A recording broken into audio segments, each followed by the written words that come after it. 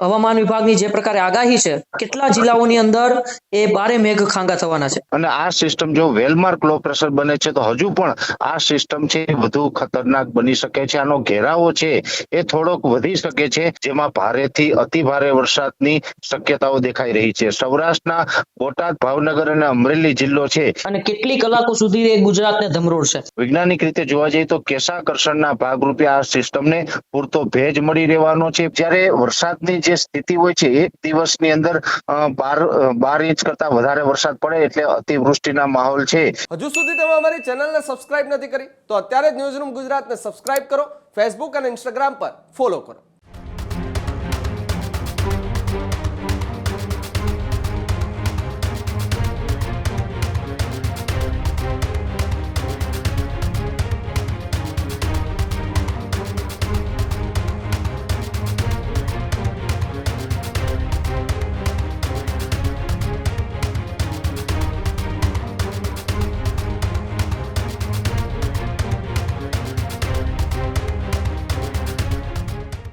સમાચારમાં આગળ વાત કરીએ તો સમાચાર એ હવામાન વિભાગને લઈને સામે આવ્યા છે, જ્યાં ફરી એક વખત હવામાન નિષ્ણાત પરેશ ગોસ્વામીએ વરસાદને લઈને મોટી આગાહી કરી છે. જ્યાં ગુજરાતની અંદર આવનારા 72 કલાકે ભારે છે. હવામાન નિષ્ણાત પરેશ ગોસ્વામીએ કરી મોટી આગાહી. બંગાળની ખાડીમાં બનેલી સિસ્ટમ ગુજરાત નજીક પહોંચે, સિસ્ટમ ડીપ ડિપ્રેશનમાંથી ડિપ્રેશનમાં ફેરવાય એવી વાત પરેશ ગોસ્વામીએ કરી. આ સિસ્ટમ અત્યારે મહારાષ્ટ્ર અને મધ્યપ્રદેશ પર છે, આવી વાત પણ પરેશ ગોસ્વામીએ કરી. આજે રાત સુધીમાં સિસ્ટમ ગુજરાત પર પહોંચશે. આ સિસ્ટમ દક્ષિણ ગુજરાતથી રાજ્યમાં પસાર થશે. વડોદરાથી વલસાડ સુધી સૌથી વધુ અસર છે આ સિસ્ટમ કરશે. ત્યારે અમદાવાદ, ખેડા, આણંદ અને નડિયાદમાં પણ વરસાદ પડશે તેવી આગાહી હવામાન નિષ્ણાત પરેશ ગોસ્વામીએ કરી છે. ત્યારે ન્યૂઝરૂમની ટીમે જ્યારે પરેશ ગોસ્વામી સાથે ફોન લાઈન પર વાતચીત કરી ત્યારે પરેશ ગોસ્વામી હવામાનને લઈને શું આગાહી કરી, આવો આપણે ન્યૂઝરૂમની પરેશ ગોસ્વામી સાથેની ફોન લાઈન વાતચીત જ સાંભળીએ. જે પ્રકારે પરેશ ગોસ્વામીએ દક્ષિણ ગુજરાતથી એ છેક મધ્ય ગુજરાત અને ઉત્તર ગુજરાત આ તમામ વિસ્તારોની અંદર વરસાદની આગાહી કરી છે, કારણ કે સિસ્ટમ છે તે દક્ષિણ ગુજરાતથી ધીરે ધીરે મધ્ય ગુજરાત અને ત્યારબાદ ઉત્તર ગુજરાતમાં પણ ભારેથી અતિ ભારે વરસાદ એ વરસી શકે તેવી પૂરેપૂરી મજબૂત સિસ્ટમ છે તે ગુજરાતમાંથી પસાર થવાની છે. અને તેને લઈને જ બંગાળની ખાડીમાં જે સિસ્ટમ બની છે, સિસ્ટમ ધીરે ધીરે હવે ગુજરાત નજીક આવતી જાય છે. આ સિસ્ટમ દક્ષિણ ગુજરાતમાંથી એ પસાર થશે ને ત્યારબાદ સમગ્ર રાજ્યને વરસાદથી આવરી લેશે.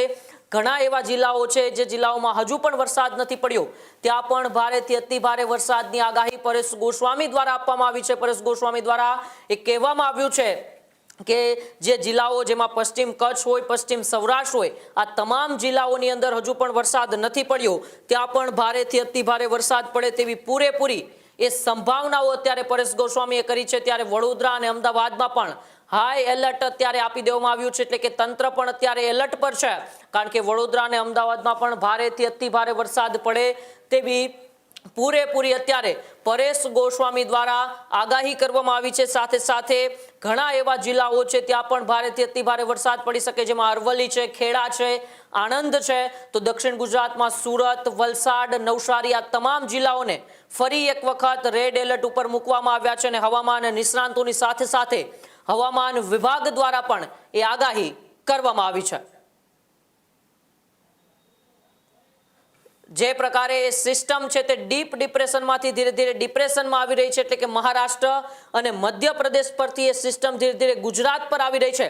દક્ષિણ ગુજરાત અને મધ્ય ગુજરાતમાં એક સાથે આ સિસ્ટમ જ્યારે ભેગી થશે ત્યારે આખા ગુજરાતની અંદર એ મેઘો છે તે બારે મેઘ ફરી એક વખત ખાંગા થશે, મુશળધાર વરસશે તેવી આગાહી અત્યારે હવામાન નિષ્ણાંતો દ્વારા કરવામાં આવી રહી છે. અલગ અલગ હવામાન નિષ્ણાંતો અને હવામાન વિભાગ છે આ બધા અત્યારે આગાહી કરી રહ્યા છે કે આગામી 72 કલાક છે તે ગુજરાત માટે અતિ ભારે છે. એટલે કે 31મી જુલાઈની સાંજથી 1 ઓગસ્ટ અને 2 ઓગસ્ટ એ 3 દિવસ ગુજરાત માટે અતિ ભારે અત્યારે લાગી રહ્યા છે. ને તેને લઈને જ પરેશ ગોસ્વામીએ પણ આગાહી કરી દીધી છે. ખેડૂતો માટે પણ આ સૌથી મોટી આગાહી છે, કારણ કે ખેડૂતો છે તેમને પણ પાક સાચવવાની એ સાવચેતી રાખવાની એ અપીલ છે તે પરેશ ગોસ્વામીએ કરી હતી.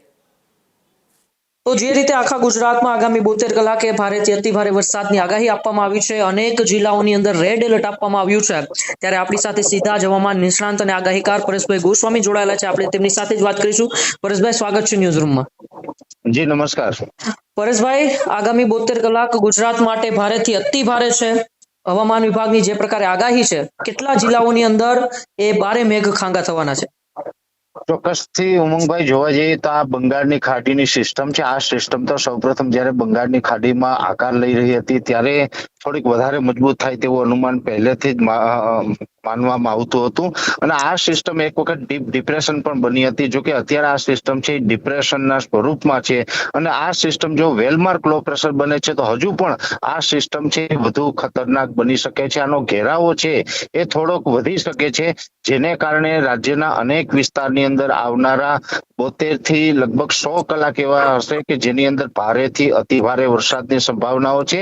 અને એક પ્રકારે કહી શકાય કે ગયા અઠવાડિયે જે પ્રકારે મેઘ તાંડવ થયું હતું એવા મેઘ તાંડવની પણ સંભાવનાઓ છે. અને જેની અંદર પણ મધ્ય ગુજરાત, દક્ષિણ ગુજરાત ને સૌરાષ્ટ્રના અમુક જિલ્લાઓ હશે જેની અંદર અતિ ભારે વરસાદ પડવાની સંભાવનાઓ છે. જેમાં દક્ષિણ ગુજરાતના ભરૂચ, અંકલેશ્વર, રાજપીપળા, સુરત, વલસાડ, નવસારી, વાપી સહિતના તમામ વિસ્તારની અંદર અત્યારે સુપર રેડ એલર્ટ ગણી શકાય એવી પરિસ્થિતિનું નિર્માણ થયું છે.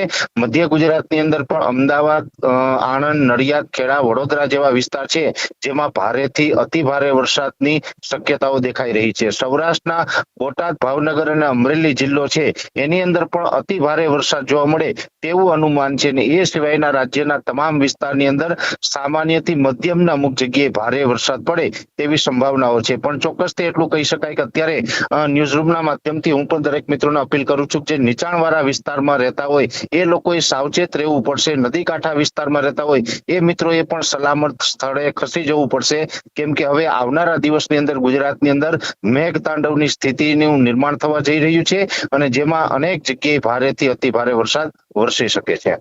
પરેશભાઈ, કઈ એવી સિસ્ટમ છે જેને લઈને એ ગુજરાતની અંદર ભારેથી અતિ ભારે વરસાદ પડવાનો છે? ક્યાંથી એ સિસ્ટમ આવી રહી છે અને કેટલી કલાકો સુધી એ ગુજરાતને ધમરોળશે?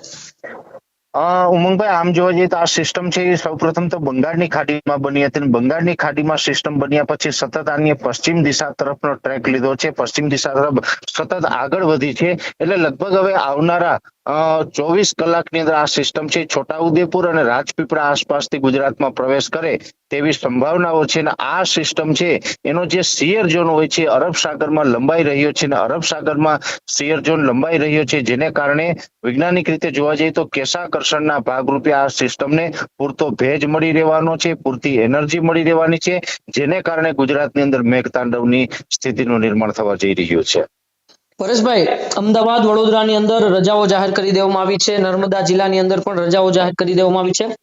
અંદાજિત કેટલા ઇંચ વરસાદ પડશે? વરસાદના બીજા રાઉન્ડમાં જે પ્રકારે વરસાદ પડ્યો હતો તેવો જ વરસાદ અમદાવાદ, વડોદરામાં પડશે? ચોક્કસથી અત્યારે તો સ્થિતિ એવી જ દેખાઈ રહી છે, કેમ કે આમ તો સ્કૂલોમાં ઘણી જગ્યાએ રજાઓ જાહેર કરી છે. હું તો આપના માધ્યમથી અપીલ કરું છું કે અત્યારથી એનડીઆરએફ ની ટીમે પણ સ્ટેન્ડ બાય રહેવું પડશે, કેમ કે પરિસ્થિતિ બેકાબુ થાય તેવી વધારે શક્યતાઓ દેખાઈ રહી છે. અને અનેક વિસ્તારની અંદર 10 ઇંચ કરતા વધારે વરસાદ પડી શકે છે અને લગભગ ઘણા વિસ્તાર એવા હશે કે 12 થી લઈને 18 ઇંચ સુધીના વરસાદ નોંધાઈ શકે. અને આ વરસાદ પણ 12 થી 18 ઇંચ છે એ એક દિવસની અંદર એટલા વરસાદ પડે તેવી સંભાવનાઓ છે. અને સામાન્ય રીતે જોવા જઈએ તો જ્યારે વરસાદની જે સ્થિતિ હોય છે એક દિવસની અંદર 12 ઇંચ કરતા વધારે વરસાદ પડે એટલે અતિવૃષ્ટિના માહોલ છે એ સર્જાતા હોય છે. ને એમાં પણ જો ઓછા સમયમાં વધારે વરસાદ પડે એટલે કે 1 કલાકની અંદર 3 ઇંચ કરતા વધારે વરસાદ પડે તો ગ્રામ્ય વિસ્તાર અને ખુલ્લા વિસ્તારમાં પણ જળભરાવની સ્થિતિ થતી હોય છે. અને જે શહેરી વિસ્તારો છે એમાં જો 1 કલાકે 2 ઇંચ કરતા વધુ વરસાદ પડે છે અને એવો જ વરસાદ કન્ટિન્યુ 2 થી 4 કલાક પડે છે તો તમામ વિસ્તારોની અંદર જળભરાવની સ્થિતિ થાય છે. એક માળ જે હોય છે એ ડૂબી જાય આ પ્રકારનું પાણી ભરાતું હોય છે. અને એ પરિસ્થિતિ અત્યારે નજર સમક્ષ દેખાઈ રહી છે કે લગભગ આવનારા 72 થી 100 કલાક દરમિયાન ગુજરાતની આ સ્થિતિ છે જોવા મળી શકે છે. પરેશભાઈ, ખેડૂતોને કેટલું નુકસાન થશે આ વરસાદના ત્રીજા રાઉન્ડથી? કારણ કે અતિ ભારે વરસાદની આગાહી છે, ખેડૂતોએ વાવણી કરી દીધી છે. ખેડૂતોને શું સાવચેતી રાખવાની? ઉમંગભાઈ, આમ જોવા જઈએ તો ખેડૂતોને બીજા અન્ય લોકોને પણ નુકસાન થશે, કેમ કે શહેરી વિસ્તારોમાં પણ વેપારી મિત્રો છે એમના પણ જે શોપ હોય એમની અંદર પાણી ભરાઈએ એમાં પણ નુકસાની થશે. ઇન્ડસ્ટ્રીયલ એરિયા હોય એમાં પણ પાણી ભરાવાની સ્થિતિ જોવા મળે તો એમને પણ નુકસાન થઈ શકે. અને ખેડૂતોને જે ખેતી પાક છે મુખ્યત્વે જોવા જઈએ તો કપાસ અને મગફળી છે એ બંને પાકોની અંદર થોડુંક વધારે નુકસાન થાય તેવી શક્યતાઓ છે. કપાસની અંદર જોવા જઈએ તો ગયા અઠવાડિયે પણ વધારે વરસાદ પડ્યો હતો અને હજી પાછો વધારે વરસાદ પડે તો જે આપણે પેરા વિલ્ટ છે, ફ્યુઝેરિયમ વિલ્ટ અને પેરાવિલ્ટ છે એનો ઉપદ્રવ છે વધી શકે છે. આ પેરાવિલ્ટ નામની ડિઝીઝ આવે તો કપાસ છે એનો છોડ ઉભો લીલો સુકાઈ જાય, આ પરિસ્થિતિનું નિર્માણ થતું હોય છે. એવી જ રીતે જોવા જઈએ તો મગફળીનો જે પાક છે એ પણ ગુજરાતની અંદર મોટા વિસ્તારમાં થાય છે ને એની અંદર જે ફાઇટોપ્થોરા બ્લાઇટ અને જે કહી શકાય કે ક્લેરેશિયમ છે એ ડિઝીઝનું પ્રમાણ વધી શકે ને ક્લેરેશિયમનું પ્રમાણ વધશે તો આવનારા સમયની અંદર પોડ રોટ નામની જે ડિઝીઝ આવે એનું પણ સંક્રમણ થઈ શકે છે. એટલે કપાસ અને મગફળીનો પાક છે એ પણ ઘણી જગ્યાએ નિષ્ફળ જાય તેવી ભીતિ અત્યારે દેખાઈ રહી છે. પરેશભાઈ, કેટલા દિવસ સુધી આ વરસાદી સિસ્ટમ ગુજરાતમાં સક્રિય રહેશે અને ક્યારે નબળી પડશે? ઉમંગભાઈ, આમ જોવા જઈએ તો આ સિસ્ટમ છે હવે આવનારા લગભગ કહી શકાય 12 કે 18 કલાકની અંદર ગુજરાતની અંદર આની અસર થવાનું ચાલુ થઈ જશે.